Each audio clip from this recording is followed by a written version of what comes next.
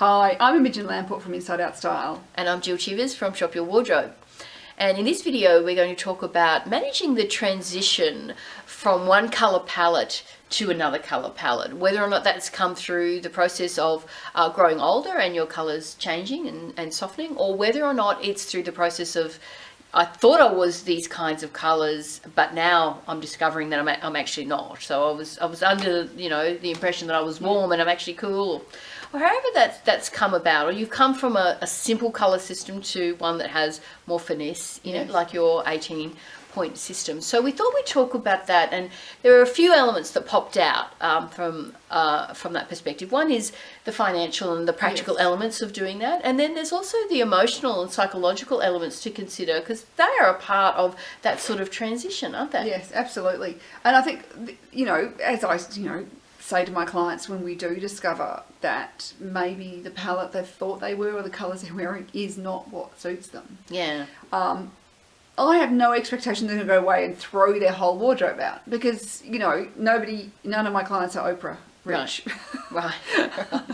Yeah. They're regular people with regular incomes, and, they just don't have that luxury. Yeah. So we have to, how do we, talk about and as you replace things. Yeah. There's an element there as far as financially goes. It's as we replace things, let's replace them with the best colours. Yeah.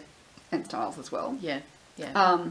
And we do that over time. The thing is, we've been wearing those clothes for a long time, so, or, for however long, or those colours for a long time. So it's not like people are suddenly going to turn around and go, wow, you look ill. Yeah. Which can happen when you've been wearing the right colours for a long time, and then you suddenly wear the wrong colour. People will really comment. Yeah. Because it's quite a shock. Yeah.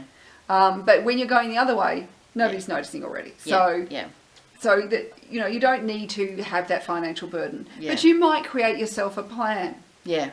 Yeah. Where you might think, okay, I've got this much as my clothing budget, and I'm going to look for, X, Y, Z over the next 3, 6, 9 months. Yeah, to start replacing those things. Yeah. You were telling me that you worked with someone who was fairly sure that she had cool colouring. Yes. Her mother had been diagnosed as a winter. Yes. And she thought, for whatever reason, that she had those similar... She thought, well, I look like my mother, therefore... Yeah, I have the same colouring. Characteristics. And what a shock it was. Like, it packed quite a psychological punch for her. It did. Quite confronting, in a way, to realise that this thing she'd believed all her life, and she'd acted on, like she'd purchased clothing in that... Based on that assumption. And to find out that that was, in fact, not correct. Yeah. And it's interesting, because it is one of those things that when we... And it was interesting because she was going, I was sure I was cool. Mm.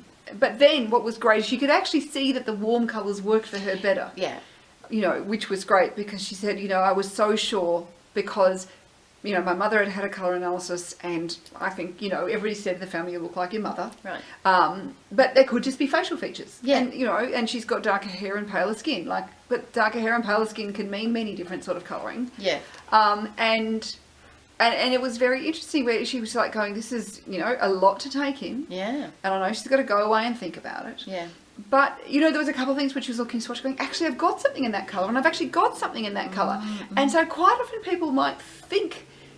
And this is what's happened a number of times I've noticed, that the people think they own nothing in their palette. But when they get home, they actually discover that they've bought a bunch of stuff in those colours because probably when they've tried it on, it felt right. Yeah.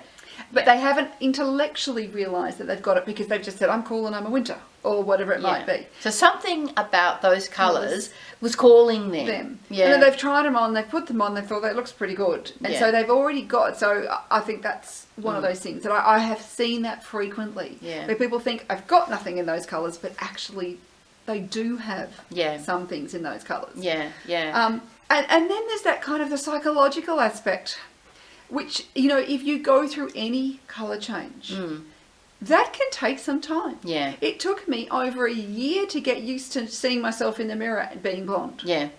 And every time I'd have a little, it's me. Yeah. Who is that person? That's right, I'm blonde. Yeah. Like I've got a terrible twitch. And it took ages for me to relearn how to dress myself. Yeah. So and I think this is where if people have an expectation, I'm just going to walk out tomorrow and suddenly everything will be like that. It's like, no, it's little baby steps. I say to my clients, take baby steps. Yeah. Just do one little thing at a time, and it might be just try and get your contrast right. Yeah. Just try and get your value contrast right. Just concentrate on that. Yeah. And then after a while, once that becomes habituated, Yeah. then you can concentrate on maybe thinking about your colour contrast. Yeah. And then when that becomes habitual, then you can start thinking about other things. Yeah.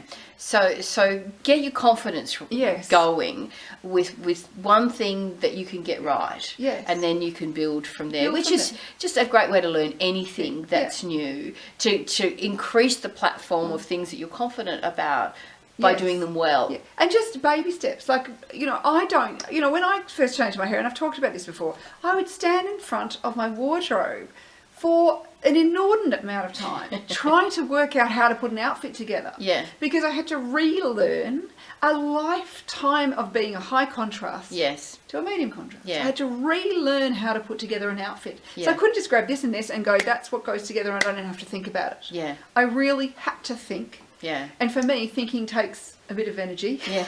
Right. Yeah.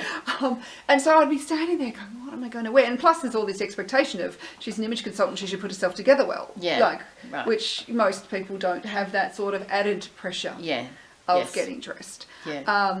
But yeah, so there will be maybe a psychological impact. There may take some time, and I remember one of the clients I had who came, and she was another one, thought she was a winter, discovered she was warm, but some months later, she actually came to see me. In fact, what was really interesting, I was actually at a conference. She was a conference organizer, and her son said to me, "You have changed my mother's life. She is so much more confident now." Yeah.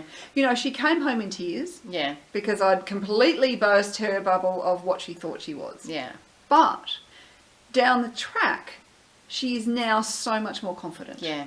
Because she's seeing herself. This is right. And when something is right for you, even if the journey of getting to that point is a bit rocky at Yes. times, you come to a place of acceptance and peace that is not possible when you're not living the authentic life. And that is as true for colour as it is for career choices and relationships.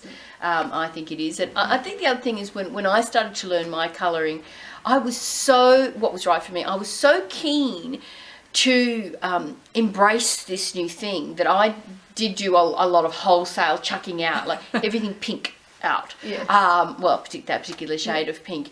And I think that's also an interesting thing to think about what a transition period is going to be like for you, and how to do that in a way that doesn't break the bank. And there are options of shopping that's a little bit on the cheap, and combining things in a new way so that every outfit has a good colour in it. Every outfit has something in it that is right for you. Yes. And getting to that point, which for some of us, we need that milestone. We need that sense of, this is coming together, even if I haven't been able to throw everything out and replace everything new. So there's of course, op shopping at second hand and all those sorts of things. Yeah. And, finding a great sale, and there's all sorts of things. Doing a swap with your girlfriends, if you've had particularly if you've all come to a new understanding of your colouring, that there might be something somebody else has got. Yeah. And so there's that practical aspect too, that there are colours that go across different groups. Yeah. And maybe you do have some colours like the teals and some of the red violets and stuff, the more universal colours that you might already have. Yeah. So you do actually have something. And it could even be, and I'll say just get a scarf. Yes. Like go out and find a scarf in some great colours, and then you can pop it over the black or the grey or the brown or whatever is the colour that has been dominating in your wardrobe that you can't afford just to let the whole lot go. Yeah. But put the good colour between you and that. And this is where a scarf is. And if you can't find a scarf, go to a fabric store, because there will be oodles of fabric. And honestly, you can make a scarf really easily. Yes. With just a pair of scissors. Yeah. Yeah. So there's kind of practical elements where you want to think about, Yeah. and part of it is have a plan. Think about going, well, what I'm going to do is create a capsule wardrobe, and you can download my capsule plan for free, and go, okay, well, what I'm going to do is actually start off with that capsule. So when I buy with purpose, and I buy with conscious, thought to what's going to go together, so everything in that capsule goes together. Yeah. And maybe I've got a couple of items that can start that capsule, but then when I'm buying, I'm going, okay, well, the top's got to go with the bottom, and it's got to go with the jacket or the cardigan, and and then you'll find, once you've done that, and that capsule's not a huge number of clothes, Yeah. that you'll go, I've got this outfit, and then you just gradually add to that. Yeah. And that gives you your basis to work with. And if you make it an 8, which is one of your concepts Yes. I love, around colour at the very least, everything that comes into my wardrobe is an 8 on colour, then it's going to happen a lot more quickly. Yes. Yeah. So that's some of those kind of elements you can think about if you are having to replace your wardrobe, if the colours are very different. Yeah. But, you know, sometimes one of those things, like, people are often surprised by what they already have. Yeah. We often make an assumption that I've been buying everything in this way, but in fact, you know, actually, maybe you haven't. Yeah. So don't, you know, make this kind of I'm so terrible, because often I think it's that, well, I'm not who I thought I was. Yeah. Or I'm really bad at doing this. Yeah. I can't see it. I hear that. I can't see it. Yeah. But then in fact, I know you can. It's just, you know, because of some experience, you haven't associated those colours with yourself. Yeah.